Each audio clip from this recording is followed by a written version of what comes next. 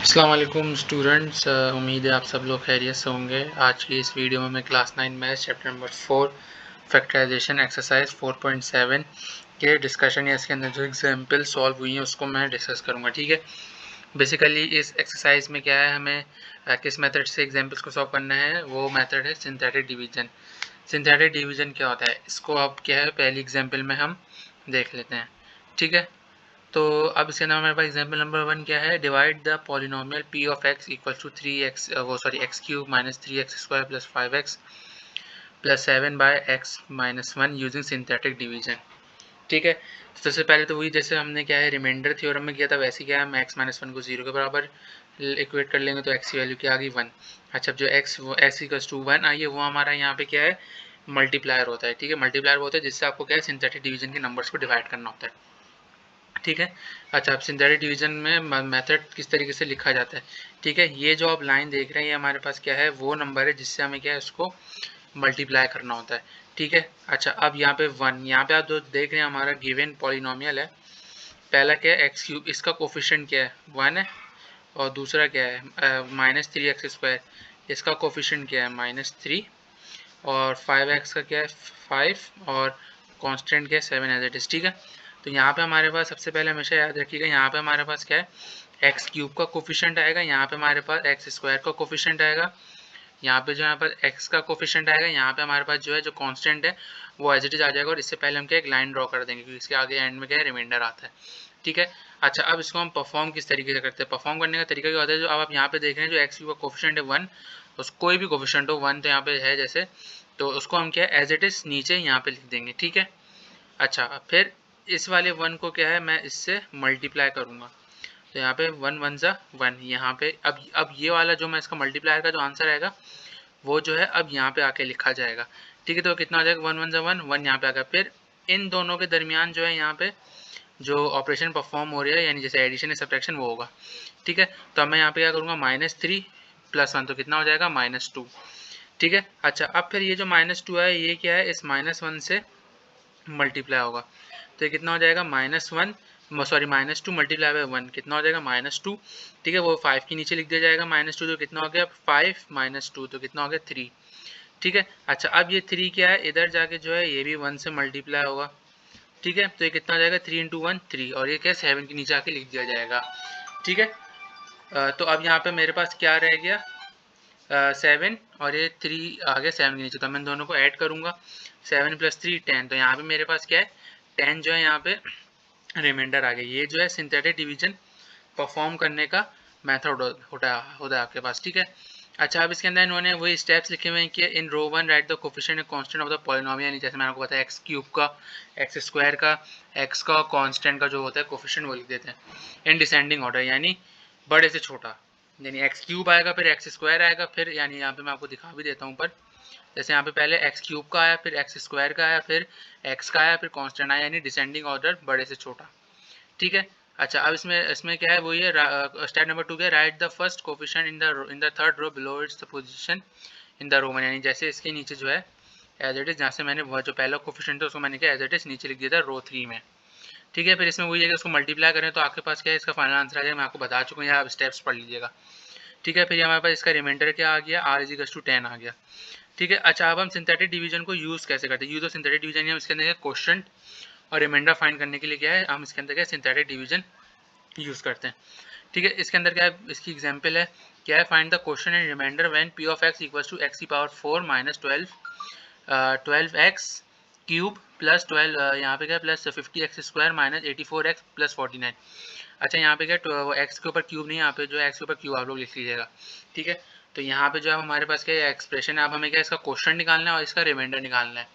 ठीक है, तो अब अच्छा क्वेश्चन क्या होता है, क्वेश्चन होता है जो डिवाइड करने जो आकर सिंप्लीफिकेशन के बाद जो नीचे जो आपके पास जो बच रहा होता है एक्सप्रेशन, ये आपका एक तरीके से क्वेश्चन यानी क्यू ऑफ एक्स कहलाता है।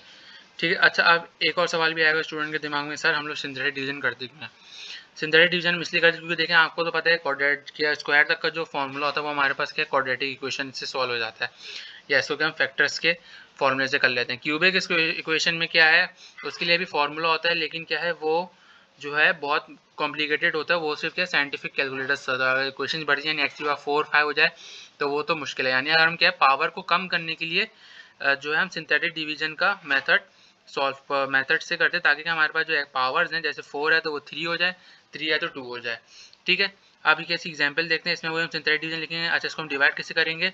यहाँ पे क्या है x-5 यानी x-5 तो x-5 को 0 के बराबर लेंगे, x की वैल्यू क्या आ जाएगी 5, तो x5 यहाँ पे क्या हो गया मल्टीप्लायर हो गया। ठीक है, यहाँ पे क्या x4 का कोफिशिएंट क्या है 1, x3 का कोफिशिएंट क्या है -12, x2 का कोफिशिएंट क्या है 50, x का कोफिशिएंट क्या है -84 और +49 कांस्टेंट एज इट इज। फिर जो इसके अंदर पहला रूल होता है, जो पहला कोफिशिएंट होता है वो क्या एज इट इज नीचे आ जाता है। ठीक है, फिर ये 1 इससे मल्टीप्लाई होगा 5 से, तो ये कितना हो जाएगा 1 5 5, तो ये कितना हो जाएगा अभी 12 की -12 नीचे आके लिख दिया जाएगा, तो -12 + 5 कितना हो गया -7। ठीक है, अब ये -7 5 से मल्टीप्लाई होगा तो -7 × 5 कितना हो जाएगा -35। ठीक है, 50 के नीचे लिख दिया जाएगा, तो 50 - 35 कितना आ रहा है 15। ठीक है, फिर ये 15 क्या है 5 से मल्टीप्लाई होगा तो ये कितना हो जाएगा 15 5 75, तो पॉजिटिव 75 -84 के नीचे लिख दिया जाएगा। फिर इन दोनों के दरमियान -84 + 75 -9। ठीक है, फिर ये -9 क्या है इधर 5 से आके मल्टीप्लाई होगा, तो -9 × 5 -45।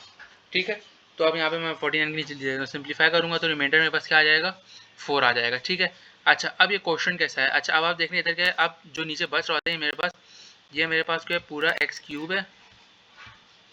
ठीक है, ये मेरे पास x² का कोफिशिएंट आ रहा है, ये मेरे पास x है और ये मेरे पास क्या है कांस्टेंट c है।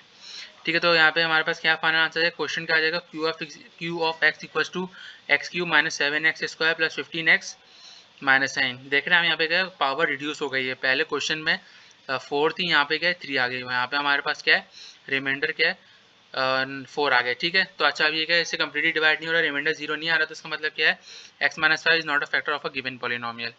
ठीक है, अच्छा अब हम क्या है दूसरी एग्जांपल लेते हैं। दूसरी एग्जांपल में क्या है for what value of m 1 is a zero of the polynomial. ठीक है, इसमें क्या है 1 is a zero of the polynomial, यानी इसके अंदर क्या है हमें क्या m की वैल्यू निकालनी है। हमारे पास क्या पॉलिनोमियल जो है p of x equals to x³ - mx² + x - 1। ठीक है, सिमिलरली अब वही है यहाँ पे हमारे पास क्या है a की वैल्यू नहीं मल्टीप्लाई दिया हुआ है 1, तो अब जाहिर सी बात इसको सिंथेटिक डिवीजन से करेंगे, जो 1 है उसको हम इस वाले कॉलम में लिख देंगे। फिर यहाँ पे जो कोफिशिएंट है x³ का कोफिशिएंट क्या है 1, x² का कोफिशिएंट क्या है -m, x का कोफिशिएंट क्या है 1 और -1 कांस्टेंट एज इट इज। ठीक है, अच्छा अब हम पहला जो रूल होता है जो x जो पहला कोफिशिएंट होता है वो एज इट इज नीचे आके लिख दिया जाता है।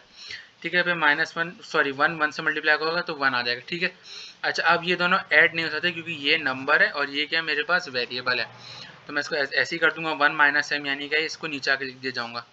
ठीक है, फिर ये 1 - m 1 से मल्टीप्लाई होगा तो ये क्या रह जाएगा 1 × 1 - m रह जाएगा। ठीक है, अच्छा अब ये वाले 1 और ये वाले 1 ऐड हो सकते हैं, तो 1 + 1 कितना हो जाएगा 2 - m। ठीक है, फिर ये 2 - m क्या है ये भी 1 से मल्टीप्लाई होगा तो ये 2 - m ही रहेगा।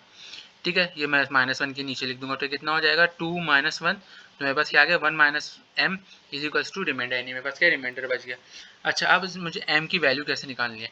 इसमें इन्होंने एक बात कही हुई है कि for what value of m 1 is a zero of the polynomial. Zero of the polynomial का क्या मतलब है, जब मैं इस एक्सप्रेशन को डिवाइड करूंगा तो मेरे पास क्या है रिमाइंडर 0 आएगा। तो सिमिलरली जो यहाँ पर रिमाइंडर आया है 1 - m उसको मैं सिंपली क्या 0 के बराबर इक्वेट कर दूंगा, तो यहाँ पे मेरे पास क्या m की वैल्यू आ जाएगी। ये इन्होंने क्या क्वेश्चन में दिया हुआ है कि यहाँ पे जो भी रिमाइंडर होगा उसको मैं क्या 0 के बराबर इक्वेट कर दूंगा ताकि मेरे पास क्या उस रिमाइंडर की वैल्यू आ जाए। तो 1 - m इज इक्वल टू 0, तो मेरे पास मैं m को उधर शिफ्ट कर दूंगा तो m की वैल्यू मेरे पास क्या आ गई 1 आ गई। ठीक है, तो यहाँ पे क्या 10 for zero of the polynomial p of x m must be equal to, यानी अगर आपको इस पॉलिनोमियल का एक्सप्रेशन का यानी रिमाइंडर 0 लाना है तो m की वैल्यू क्या है 1 होनी चाहिए। ठीक है, तो यहाँ पे एक्सरसाइज 4.7 का डिस्कशन खत्म होता है। तो अगर आपको मेरी वीडियो पसंद आए तो वीडियो को लाइक कीजिए, चैनल को सब्सक्राइब कीजिए, चैनल के बेल आइकन को प्रेस कीजिए ताकि आपको आने वाली वीडियो की अपडेट मिलती रहे। इस वीडियो को ज़्यादा शेयर कीजिए, कोई कन्फ्यूजन हो तो कमेंट सेक्शन में कमेंट करके इंस्टाग्राम पर मुझे फॉलो कर सकते हैं। मिलते हैं अगली वीडियो में, अपना बहुत बहुत ख्याल रखिएगा और